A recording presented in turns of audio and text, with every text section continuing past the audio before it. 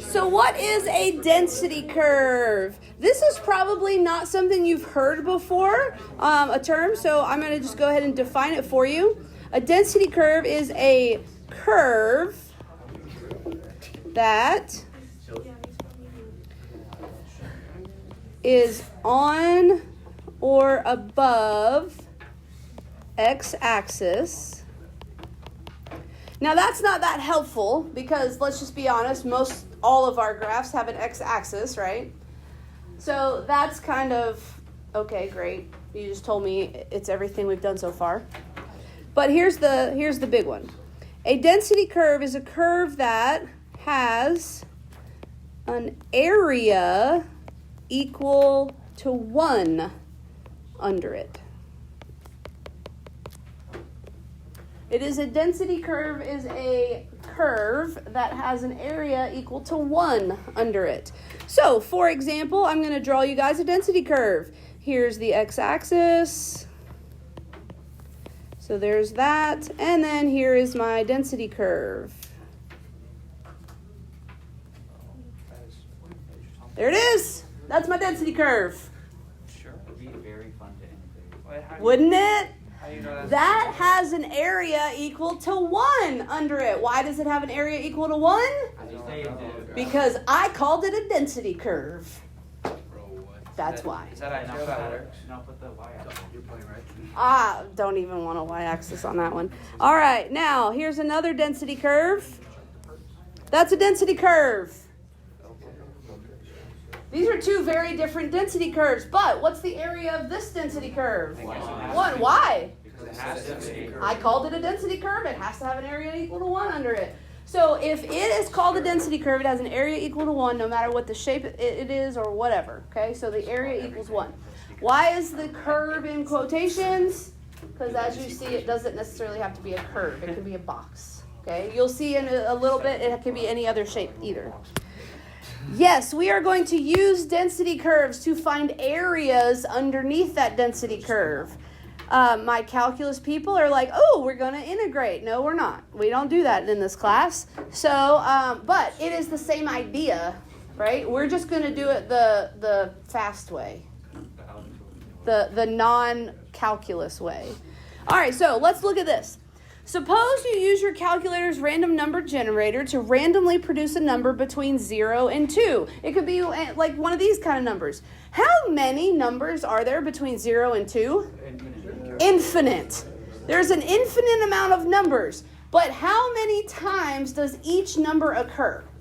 1 time. 1 time, okay? Because of that, we have a uniform distribution where each number only occurs 1 time. So our distribution goes from 0 to 2 in this particular situation, and we're going to draw our density curve. So we go from 0 to 2,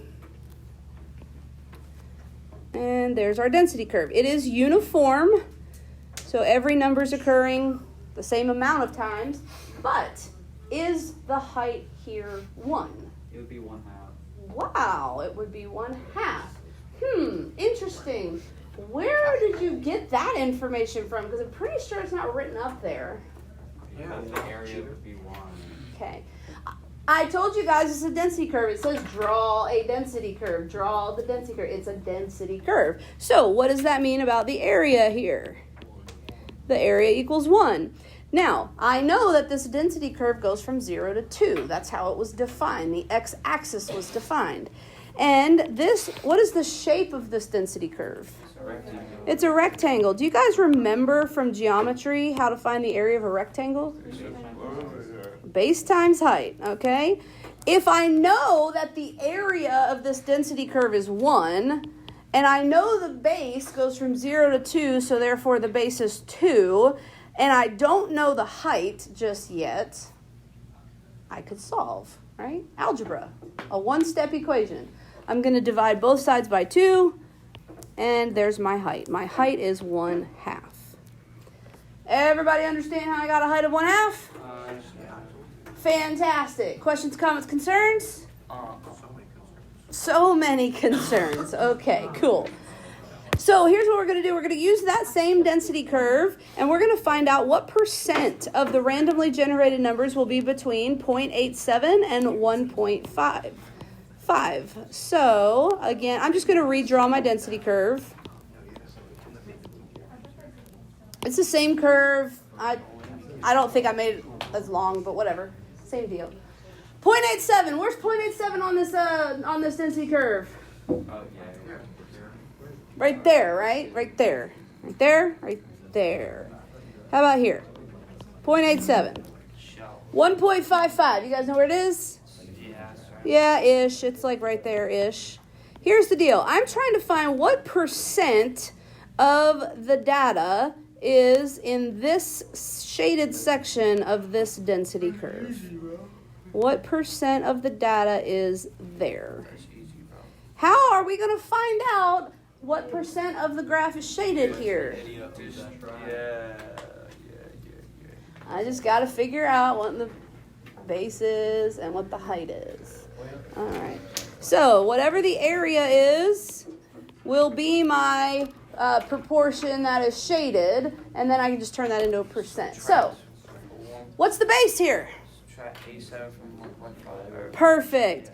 I do need to make sure that I take 1.55 and subtract that 0.87. That's my base, okay?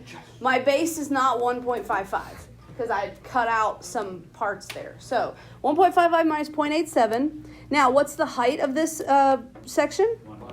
1/2 or 0.5, okay? 1/2, 0.5, they are the same thing, just so you know. All right, so what is 1.55 minus 0.87? 0.68, and then 0.68 times 0.5, so this is basically what is half of 0.68. 0.34. That is the proportion of the density curve that is shaded, and now let's answer the actual question. What percent of the data is from 0.87 to 1.55? 34%. Very good. Do you guys have any questions about that? Easy, right?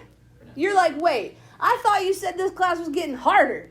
Hang on. All right. Estimate the 65th percentile. What is a percentile? Something that is greater than It is the number that is greater than or equal to that percent of the data. So I have my distribution, my density curve.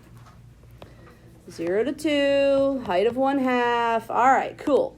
There's my density curve. I'm trying to find the number that cuts off the lower 65%. So I'm trying to find the number that is greater than or equal to 65% of the data. So I'm going to start shading my graph down here at 0. When I get to 65% of the data shaded, you tell me to stop. Am I there yet? Am I there yet? Are we there yet? Are we there? Have I shaded 65% of the graph yet? No. Nope. So I have not gotten to the 65th percentile. What, about where do you think I am? Oh, you're about like 0.5. Maybe I'm close to 0.5, so I'm probably around the 50th percentile, which is also known as the median. All right, I'm going to keep going. You guys tell me when to stop. Right here? Keep going? Go back? Which one? Right there? All right, cool. So here's the deal, you guys. Right here, I have some number that has cut off the lower 65%. What number is that? 1.3. Okay, Danny, calm down. What number is that? So most of us don't know yet what number that is. But here's what we do know. What is the area of this orange section here? Just the orange section. 0.65. That is the 65th percentile. There is 65% of the data that's less than this unknown number. That area is 65%. Okay. I don't know how wide this is, but I do know how tall this is. So, area equals base times height still. The area of this section is 0.65. The base is unknown, but we do know the height is a half. Wait. Divide. No, you can't divide. Yeah, I can divide by a half. But that would make it like more than one. No. Oh wait, but that makes sense because it's going to 2. Never mind. I was thinking. Perfect. So what is the base, or what is the x value that cuts off that lower 65%? 1.3, like Danny said 27 hours ago. 1.3. Now, does that make sense here? Yeah. Sure. It makes sense that we went a little bit further than 1, and we cut off more than 50%. Okay, that makes sense. All of that makes sense. I want to tell you guys that in stats, your answers are going to make sense. It's not like looking at the answer to an algebra problem and going, I guess I factored that right. Like, literally, you're going to be able to look at this and go, oh, yeah, that makes sense. That actually is logical. That's why I like this math class, bro. Okay. All right, let's try another one. My brain actually is like mad. How many of these jumps we doing? What? All of it. All right. A certain density curve is defined by a line segment that connects the points 0, 0, and 4, and 0.5. We're going to draw this density curve.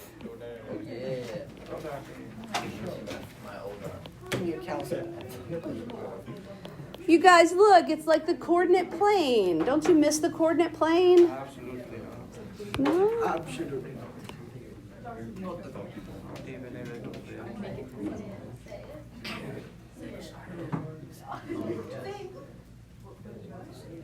I actually had fun on that algebra project at the end of the year. Every other assignment. All right, I'm going to do my y-axis in quarters. It'll make sense why in a minute. You don't have to, though. I'm just doing it so that it's easier to see. Okay, my first data value, or my first point, is 0, 0. Where do I find 0, 0? At the origin. My next point is at 4 and 0.5. So where in the world do I go? 4 on the x-axis, 0.5 on the y. And it says that my density curve is defined by this line segment that connects those 2 points. Ladies and gentlemen, that's a density curve. No way. It doesn't go back. How? Here's how it's a density curve. It is on or above an x-axis, and it has an area of 1 underneath it, strictly underneath it. So I can think about dropping an imaginary line here, and now, oh my goodness, what shape is that? The shape of a triangle. What is the area of that triangle? How did you know it was 1? You're so smart. All right. Area of a triangle is what? Base height by 2. Base times height divided by 2. Now, some of you guys don't like writing it like that. You prefer this. I do not care which way you go. These are equivalent, however. All right, what is the base of this triangle? It is 4. What is the height of this triangle? Are we okay back there? I think you should separate them. Okay, I just wrote it in both ways. I did not do any calculation here. I just rewrote it both ways. All right, so here we go. Let's see if you can do math. What is half of 4? 2. And what is half of 2? 1. Oh my gosh, you guys, the area is 1. That's so cool. Why? Because it's a density curve. Because it's a density curve. Wait, what's Okay. called density? Like What's so dense? It's a density curve because it has 100% density. Oh, word. What does that mean? Is that why it's 1? Yeah, 100% is 1. Love Mhm. density. I'm so smart. What percent of values are from 0 to 2? What percent of values are from 0 to 2? Hey, wouldn't it be like 25%? Couldn't you just make that assumption? No. So here's the assumption I don't want you to make, ladies and gentlemen. Here is the assumption I do not want you to make. I went halfway on the x-axis, so so it's halfway, so it's a 0.5. No, it's 0.25. That's silly because that's not symmetric data. So I need to calculate the area of this. Wouldn't it be half a half? Mm-hmm. Again, I'm just writing it both ways because I don't know which way you guys are most comfortable with. All right. What is the base of this section that is shaded? What is the height of this section? 1/4. Or 0.25, either one. Now, that is also equivalent to 1/2 times 2 times 1/4. Again, I'm just rewriting it in different ways because I don't know which way you like best. I'm literally a genius. But what does this equal? So smart. 0.25. 0.25, ladies and gentlemen. I'm so smart. Have we answered the question that has been asked? No. What is the percent of values that fall between 0 and 2? 25%. Do you guys have any questions? We got that 25. 25. Why a 40? I didn't Couldn't you know just So this, if this height is a half, then if I go halfway, then that height is a quarter. So base is 2, the height is a quarter, and then divided by 2 because of Carter's formula. And so 2 times 0.25 is 0.5, but then I undo that by doing divided by 2. Cool? Yes. Awesome. All right, you guys. Any questions about density curves when it is a geometric shape? No. When it is a geometric shape, you need to use geometry. If you are doing a square or a rectangle or a triangle, use those to find your areas. Don't try to use what we're going to use tomorrow or next week, okay? You're just using geometry there. All right, let's talk about some notation. What is the difference between these two notations here? So one of them you guys have all seen because you saw it in this class. The X bar. What does X bar stand for? Oh, wait, I know this one. Yeah, never mind. I said it. It's the mean. So X bar is the mean. Okay, how about you? But guys, I have a confession to make. Oh my god. I haven't been fully truthful with you. Stop, bro. So now that you're older and wiser and more mature, some of you way older, apparently, I'm going to tell you what it really is. X bar is the mean of a sample. It's the mean of a sample. So that means that I've taken data out of the population and I've averaged that data. Okay? Now, this other little thing that you see there, does anyone know what that's called? Micro. That's mu. M-U. Mu. Ain't no way. That's how you spell mu, if you will. That's mu. Mu is a Greek letter. And mu is also a mean. Well, we got 2. Mu is the mean of a population. Mu is the mean of a population. But yeah, like why do they have to delineate? Okay. It is. Yes, you'll understand why there's a difference later, but for now just trust me. Okay. Okay? All right. Here's some more that are specific. S sub x. What does S sub x stand for? Standard deviation. And then this little thing. S sub x is the standard deviation. Hey, you guys, I have another confession to make. Come on now. Come on now, miss. It's of the sample. Come on now. Just keep doing it. I'm sorry if you feel like I've lied to you. Bro, I know that you lied to me. All right. I just knew you couldn't handle it back in your younger years. Now, this little guy right here, this O that looks like it's got a little flag hanging off of it, does anyone know what that's called? It's not Mewtwo. That was a good guess, though. It is a sigma. It's a sigma. It's a sigma. I'm trying to Beta, sigma, All right, so sigma is the, any guesses? of the standard deviation of the population. Standard deviation of the You told population. me sigma meant like the summation of. Oh, I'm so glad you said that. That's the uppercase. Thank you so much. I'm sorry I just said I guess I'm happy. This guy right here. You guys feel like, again, I have lied to you because I called that thing sigma. Guess what? Yes. I wasn't here for any of that. Yes, both of these are true. Now, what does this sigma mean? Summation. It's a summation. It means to add things up, right? This is also sigma. Just like we have in the English alphabet, Greek alphabet has capital and lowercase letters. This is a capital sigma. Those of you who are looking to join a fraternity or a sorority, that's the sigma that you're going to be seeing when you are talking about sigma.